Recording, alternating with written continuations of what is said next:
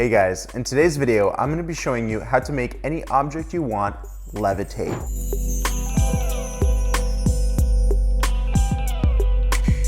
So I decided to go with my Sony a7S as my object that's going to levitate. Let me show you exactly how this is done. Now there are a few things that you'll need in today's video.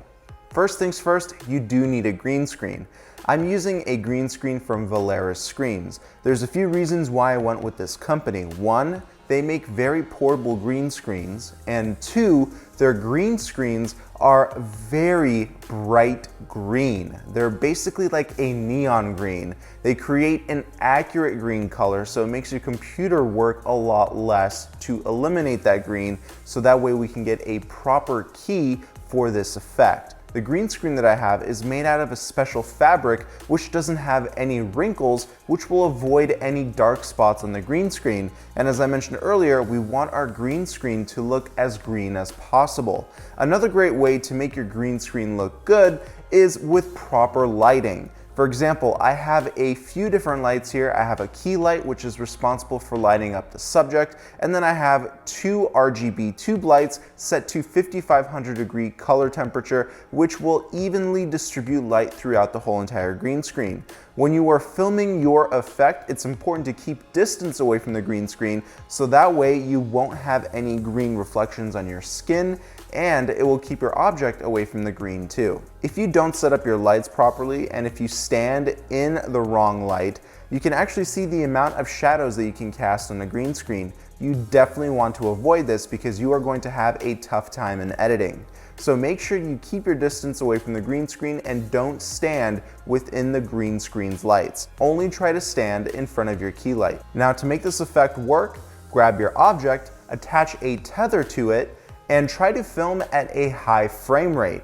What I did is I took my camera, I attached a camera strap to it, and then I just spun it. I shot this at 120 frames per second, which will allow me to create super slow motion in editing. All right, let me show you exactly how to edit this effect. Launch the KineMaster app and create a new project. Select the 16:9 aspect ratio and then select your media files. I will be importing two different clips. First, I will import a shot of me pretending to levitate my camera, and then I will also import my green screen clip. Make sure that you have both of these clips filmed before you start editing. To trim or cut the clip, just highlight it, and then you'll be able to use the sliders on the left and right part of the clip to make those trims. Now select the layer option and import the green screen clip. Now select the green screen clip and select the best part out of it.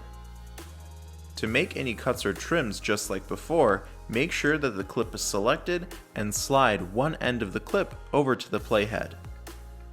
Now select the cropping option and crop out your body and your hands and the camera strap. Drag the corners of the video clip to make the crop. Get as close as you can to the edge of the camera to get rid of the camera strap, then select the mask option. Now select shape. This will allow us to get a more accurate mask. For this crop, I selected this circle option. Now adjust the feather to smooth out the edges of this crop. Now go back to the clips options, select chroma key and tap on enable. Now you can reposition the clip just by dragging it over, and now let's mess around with the chroma key options to get a clean chroma key. Your goal is to get rid of as much green as possible. You can also make adjustments to the exposure of your object if it's a little bit too dark. To make the chroma key effect work even better, don't forget to use the detail curve option. Use the show mask tool, and whatever is in black is keyed out, and whatever is in white should be your subject. Now let's keyframe the object going up and down. Select the keyframe option, then reposition the object. Do this for as long as you want throughout the rest of the clip. Just keep repositioning the object in different parts of the timeline and you will get new keyframes added automatically. Now play back your effect. You can see that everything is looking great. Once you are happy, hit the export button on the top right, select your settings. I selected 4K 2160 at 24 frames per second at the highest quality, and then press export. Here is the final effect. Thank you guys so much for watching. If you're interested in trying out KineMaster, check out the link down below, and I'll see you in another video.